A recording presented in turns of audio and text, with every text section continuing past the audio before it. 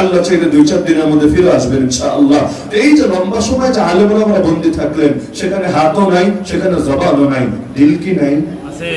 দিলকে ছিল না?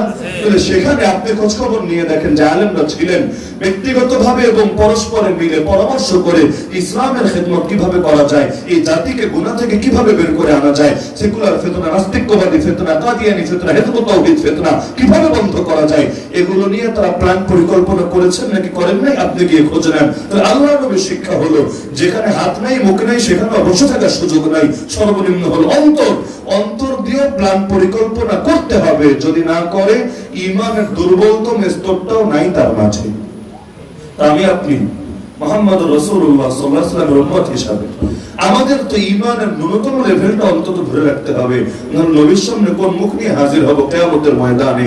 আমার অনুরোধ থাকবে এখানে যারাই আছেন প্রত্যেকেই হাত মুখ যদি নাও পারেন আল্লাহর ওয়াস্তে যে যেই সেক্টরেরই হন না কেন, কৃষক হন, মজদুর হন, জেলে হন, চাকরিজীবী হন, ব্যবসায়ী হন, প্রশাসনের যারা আছেন আপনারাই হন, যে যেখানে আছেন প্রত্যেকে দিলে দিলে অন্তত ফিকির করা লাগবে যে কিভাবে জাতীয় আযাব আর গজব থেকে বাঁচানো যায় এই জমিনকে। নাকি আযাব গজবে ধ্বংস হতে চান নাকি? তাহলে আযাব থেকে বাঁচতে চাইলে আযাব কার হাতে আর শান্তিও কার হাতে? আল্লাহকে রাজি করলে শান্তি পাবেন, আল্লাহকে নারাজ করলে আযাব খাবেন। আযাব থেকে বাঁচতে চাইলে সব গুনাহ ছাড়তে হবে।